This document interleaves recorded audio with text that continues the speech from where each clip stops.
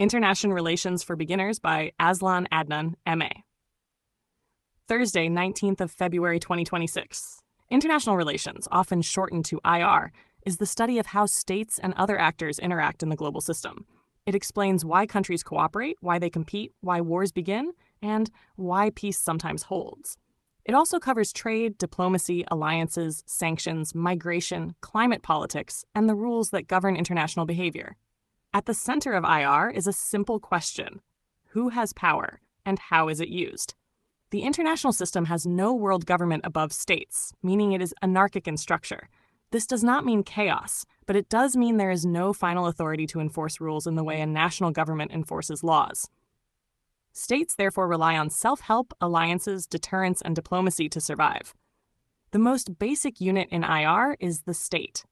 A state is a political entity with a government, a population, a territory, and the capacity to make and enforce laws.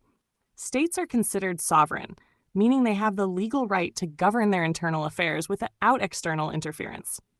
Sovereignty is a cornerstone of the modern international system and is linked historically to the Peace of Westphalia in 1648, which helped formalize the idea of territorial states. Another foundational concept is national interest. This refers to what a state considers essential for its survival and prosperity. Traditionally, national interest includes territorial security, economic stability, access to resources, and political independence. However, modern IR debates argue that national interest is not purely objective. It is also shaped by ideology, identity, domestic politics, and leadership choices. Power is the currency of international politics. Power can be hard or soft. Hard power includes military force, weapons, coercion, and the ability to impose costs on others. Soft power refers to attraction, persuasion, cultural influence, and legitimacy. A country with strong institutions, respected diplomacy, global media presence, and an admired culture may influence others without firing a shot. In the 21st century, power also includes technological dominance, cyber capabilities, and control of critical supply chains. IR theory is the toolkit used to interpret these realities. The most influential theory is realism. Realists argue that states are the primary actors, the system is anarchic, and survival is the highest goal. In realism, power politics is unavoidable.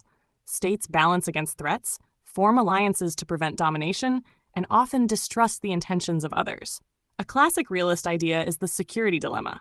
When one state builds military strength for defense, others may interpret it as preparation for aggression, leading to arms races and rising tensions.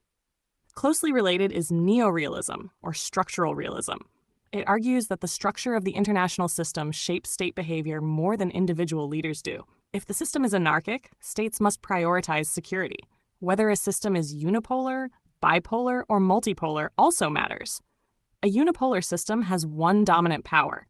A bipolar system has two. A multipolar system has several. Each structure produces different patterns of stability and conflict.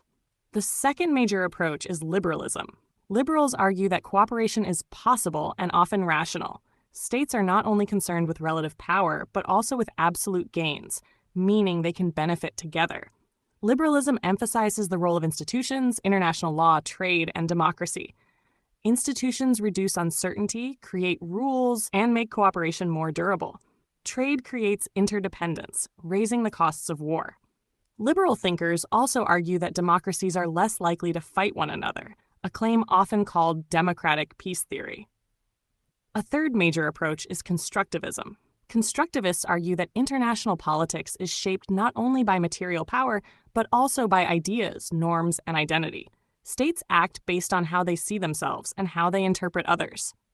An ally is not just a state with shared interests, but a state perceived as friendly. A rival is not only a competitor, but a state seen as threatening. Constructivism helps explain how norms like human rights, the taboo against chemical weapons, or the legitimacy of sovereignty shape behavior over time. Beyond these three, there are critical theories that challenge mainstream assumptions. Marxist and neo-Marxist approaches emphasize capitalism, class, and exploitation in the world economy.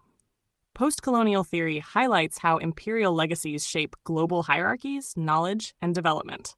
Feminist IR argues that international politics often ignores gendered power structures, and that war, security, and diplomacy are frequently analyzed through male-centered assumptions. These approaches widen IR beyond state-centric power politics. A key concept linking theory to reality is the balance of power. States seek to prevent any one actor from becoming overwhelmingly dominant. This can be done internally through military buildup or externally through alliances. Another key concept is deterrence. A state deters attack by convincing an adversary that the costs of aggression will exceed the gains. Nuclear deterrence during the Cold War is the most famous example, but deterrence also operates through conventional forces and economic measures. Finally, IR is not only about war, it is also about order. International order is maintained through rules, institutions, and accepted norms. The United Nations, the World Trade Organization, and regional bodies like ASEAN exist to manage disputes, reduce uncertainty, and coordinate cooperation. These institutions do not eliminate power politics, but they shape how power is exercised. For beginners, the most important lesson is this: international relations is not a single truth, but a set of competing explanations. Realism highlights conflict and survival. Liberalism highlights cooperation and institutions. Constructivism highlights identity and norms. Together, these frameworks help us understand why the world behaves as it does, and why global politics remains both dangerous and deeply interconnected.